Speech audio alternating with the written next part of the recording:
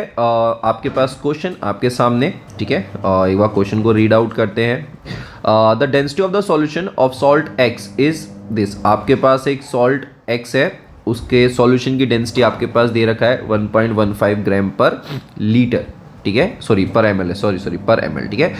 फिर इसने क्या बोल रखा है, 20 ml of the solution when completely evaporated gives a residue of 4.6 gram of salt. Okay, calculate the mass percent of the solution. चलिए बेटा, बहुत ध्यान से समझते हैं बेटा। सॉल्यूट के बारे में पूछ रहा है, ठीक है। हमारे पास बेटा एक सॉल्यूशन है, ठीक है, बहुत ध्यान से समझेंगे। हमारे पास क्या है बेटा, सॉल्यूशन है, और ये जो सॉल्यूशन है ये आपका बना है सॉल्ट प्लस आपका वाटर से, ठीक है। सॉल्ट प्लस वाटर से आपका जो है बेटा सॉल्यूशन बना है, ठीक है। चलिए, बहुत बढ़िया। हमारे पास जब 20 ml ऑफ सॉल्यूशन था, जब हमारे पास 20 ml ऑफ सॉल्यूशन था और जब हमने उसे इवेपरेट कर दिया, या फिर हम कह सकते हैं सिंपली उसे हीट करा, तो हमारा सारा का सारा वाटर उड़ गया और हमारे पास कितना सॉल्ट बचा, जो कि था आपके पास 4.6, ठीक है। 4.6 ग्राम ऑफ आपको जो है बेटा सॉल्ट देखने के लिए मिलता है, ठीक है। 4.6 ग्राम ऑफ सॉल्ट देखने के लिए मिल रहा है, तो डेट इज़ जो बचा हुआ पार्ट रहा होगा वो डेफिनेटली आपके पास जो वाटर है वो रहा होगा, ठीक है। आपको मास परसेंट कैलकुलेट करना है, तो मास परसेंट के लिए बात करें तो बेटा मास परसेंट कितना हो जाएगा। मास परसेंट के लिए फॉर्मूला क्या होगा, मास परसेंटेज के लिए फॉर्मूला होगा mass of solute, mass of solute that is आपके पास सॉल्ट है, अपॉन क्या हो जाएगा बेटा, mass of solution multiply by 100। This is mass percent for the solute. ये आपका मास परसेंट है फॉर द सॉल्यूट, ठीक है। चलिए बेटा, हम लोग बात करते हैं बेटा मास ऑफ सॉल्यूट का, ठीक है। क्या उसने मास ऑफ सॉल्यूट दे रखा है, ठीक है। मास ऑफ सॉल्यूट आपको पता है 4.6 gram is the mass of the solute. This is mass of solute, mass of solute, ठीक है।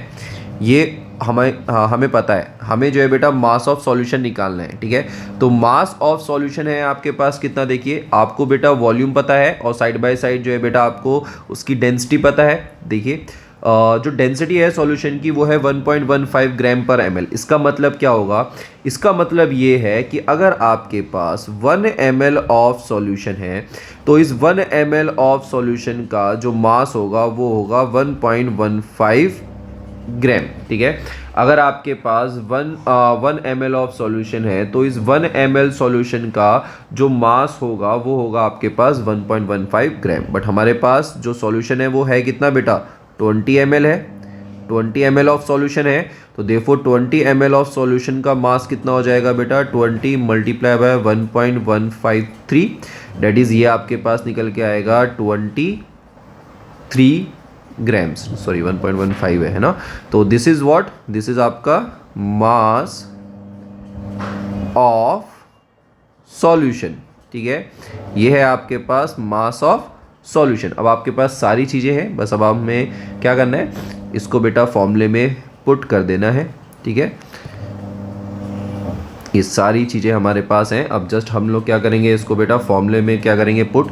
तो आपके पास मास परसेंट कितना आ जाएगा, मास परसेंट आपके पास निकल के आएगा मास ऑफ सॉल्यूट जो कि है बेटा आपके पास 4.6 है ना, 4.6।